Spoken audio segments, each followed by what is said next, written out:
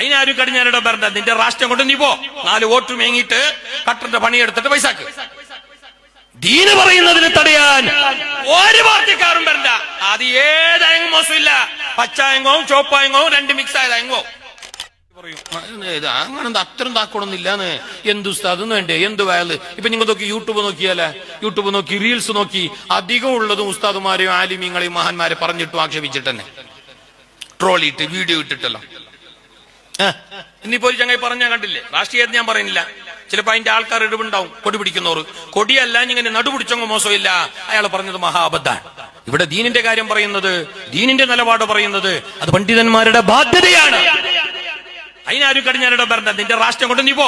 4 vote മേങ്ങിയിട്ട് കട്ടറിന്റെ പണിയെടുത്തിട്ട് പൈസാക്ക്. ദീന് പറയുന്നതിന് തടയാൻ ഒരു പാർട്ടിക്കാരും വരണ്ട. അത് ഏതായെങ്കിലും മോശമില്ല.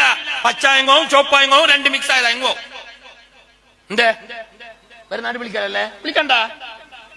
അതിനിപ്പോ എന്താ ആരുടെ കാത്തി നിങ്ങൾ വിളിക്കണേറ്റ്? ദീന് പറയാൻ പണ്ഡിതന്മാർക്ക് കൂച്ചുവില കിടന്നേ. അത് പറയണ്ട, ഇത് പറയണ്ട. പിന്നെ ഇത് കൊപ്പറിന്റെ വില അല്ലാണ്ട് ഇടവന്ന് ഞാന് പിന്നെ ഇതിനെ വിളിപ്പിച്ചേ. മഹാന്മാർ കണ്ടില്ല ഇന്നിപ്പോ മഹാന്മാർ, സുന്നത്ത് ജമാഅത്തിന്റെ വലിയവരായ മഹാന്മാർ. അള്ളാഹു അവർക്കൊക്കെ ആഫിയത്തുള്ള ദീർഘായുസ്സേറ്റി കൊടുക്കട്ടെ. ഈ ഉമ്മത്തിന് വലിയ നേതൃത്വം നൽകാൻ അള്ളാഹു അവർക്കൊക്കെ തൗഫീഖ് ഏറ്റി കൊടുക്കട്ടെ. എല്ലാവരും പറഞ്ഞു ദീനിന്റെ നിലപാട് പറയും, ദീനിന്റെ മസാല പറയും, ദീനിന്റെ ആചാരങ്ങൾ പറയും. അവിടെ പിന്നെ ഇനി തടസ്സം വരാൻ ആരും നിൽക്കണ്ട. അത് നിങ്ങളോടല്ല, അത് ഈ ദീൻ ഉൾക്കൊള്ളുന്നവരോട്, ഈ ദീൻ അംഗീകരിക്കുന്നവരോട്, ഈ ദീൻ സ്വീകരിക്കുന്നവരോട് ഇരിക്കട്ടെ. ഏതായാലും ദീനിന്റെ ആചാരങ്ങളെ, ദീനിന്റെ മഹാന്മാരായ ആളുകളെ ചെറുതാക്കി പറയണ്ട. അങ്ങനെ എങ്ങാനും നിന്റെ വായിൽ അവരെ നിസ്സാരമാക്കുന്ന വാക്ക് വന്നുപോയാൽ പിന്നെ അത് നിന്റെ അധപതനത്തിന്റെ തുടക്കമാണ്, നിന്റെ നാശത്തിന്റെ തുടക്കമാണ്, നിന്റെ ഒടുക്കത്തിന്റെ തുടക്കമാണ്. ജാഗ്രത, അത് അധപകേടിന്റെ വാക്കാണ്. ഇതെല്ലാം വേണ. എന്ത് മൊയിലാറ്? അല്ല തങ്ങ ചെല്ലല്ലേ? ഏത് തങ്ങാണ്? എന്ത് തങ്ങറ നിന്റെ?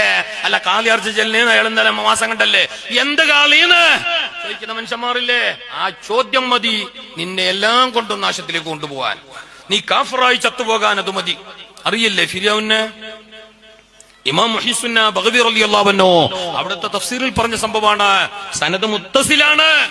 ഡിങ്കന്റെ കഥയല്ല, സാങ്കല്പിക കഥയല്ല, ഐതിഹ്യ പുരാണം പറയുന്നതല്ല, നിങ്ങളെ പേടിപ്പിക്കാൻ വേണ്ടിയിട്ട് പിന്നെ വലക്ക കാട്ടുന്നതല്ല. മഹാന്മാർ പറയുകയാ, ബീവി ആസിയ